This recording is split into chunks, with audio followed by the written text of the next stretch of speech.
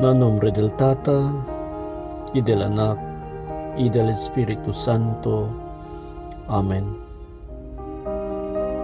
Señor, abrí el diamant labio, y na diamant boca ay anunsya kami el Dios de alabanza. Mga hermano, hermana, ahora huí y reflecta kita na diatang vida, el palabra del Dios na Evangelio acerca del nacimiento de Juan Bautista. Lectura de Evangelio según con San Lucas. Gloria con usted, Señor. El tiempo ya llegaya para parir si Isabel. Ya tiene un anak hombre. De suyo mga vecinos y mga pariente ya puede huir si pakimodo el Señor. Ya tiene gayot lástima con él. Ya queda sila alegre junto con él. Ika 8 días ya de nacido. Ya anda sila para sa Islam con el bata. Querera sila llama con él Zacarías, igual con su tata.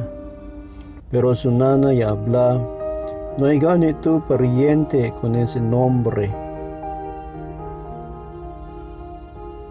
Entonces ya me enseña sila con su tata para preguntar con él si cosa nombre quiere le poner con el bata.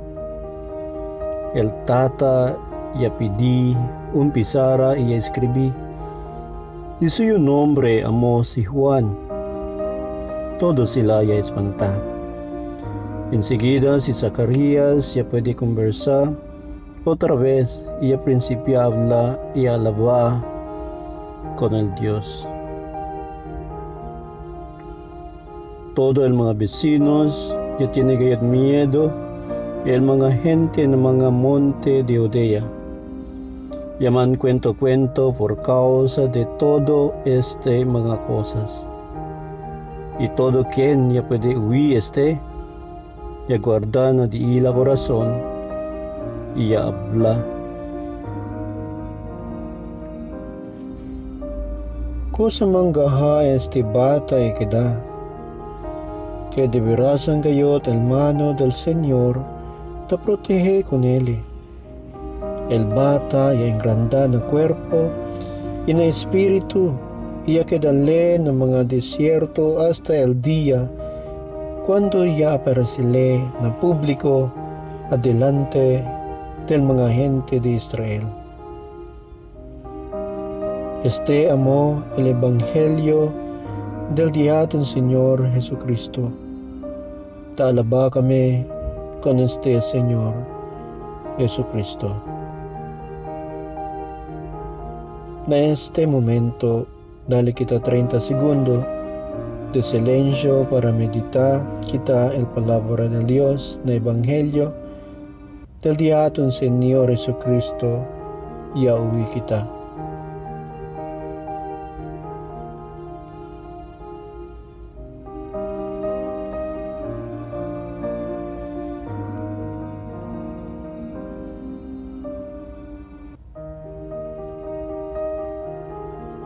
Reza kita.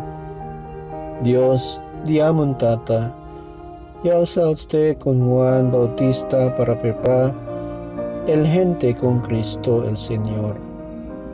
Dale con él Dios de iglesia el gozo del Espíritu y guía con aquellos que creen con usted na camino del salvación y na paz. Te pedí kami por medio de Jesucristo, que diaton Señor. Amén.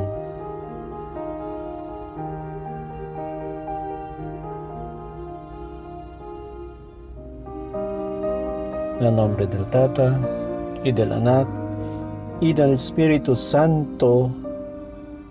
Amén.